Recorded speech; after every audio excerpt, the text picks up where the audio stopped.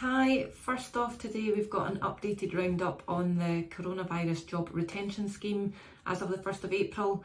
The government are wanting this scheme to be as inclusive as possible, so it does cover quite a lot. Just quickly, what is the scheme? It's a temporary scheme where HMRC will reimburse 80% of furloughed workers up to £2,500 per month per employee. It's open to all UK employers for at least 3 months and has been designed to support employers whose operations have been severely impacted by COVID-19. So what does furlough mean? It is just the term given to employees on temporary leave due to coronavirus. What does it include? Right, there's quite a list of what it does include, so I'll just fire through these.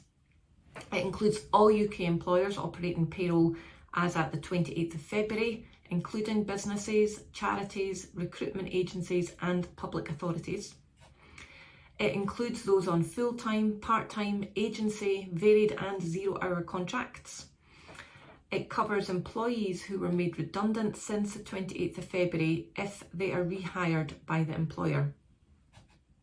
Employers must designate employees as furloughed workers, and employees must not work for the employer whilst on furlough leave. These are two important key pieces of criteria. The national minimum wage does not come into play since furloughed workers are not working. Directors may be furloughed providing they do not work. They are allowed to continue their statutory duties as a director, but this still continues to cause a bit of ambiguity, and more details are expected to come out in due course about this.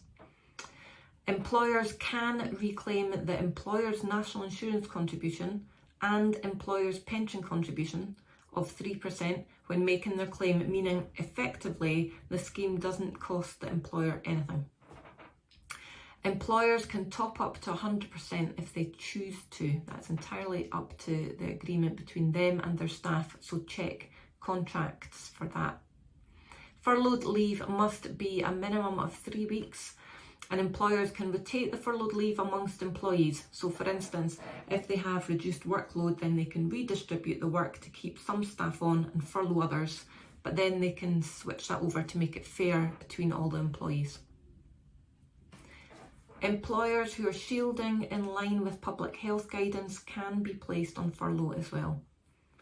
Where employees' pay varies, so if they're on a variable, flexible contract or a zero-hour contract, this is calculated on the higher of either the same month's earnings from the prior year or the average monthly earning from the 1920 tax year. If they've been employed for less than a year, then just use an average of the monthly earnings since they started work. If they've started just in February, then use a pro rata for the earnings so far.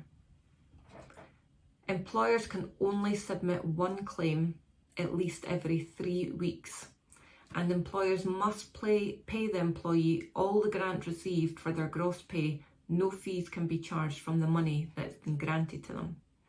There will be more guidance on the calculation of claims that will be available in due course, but just to run through what is not included.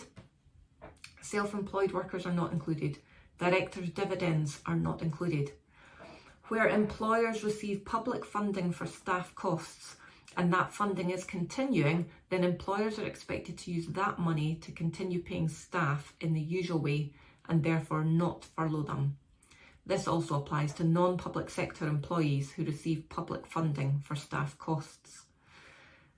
Also, organisations who are receiving public funding specifically to provide services necessary to respond to the COVID-19 are not expected to furlough staff.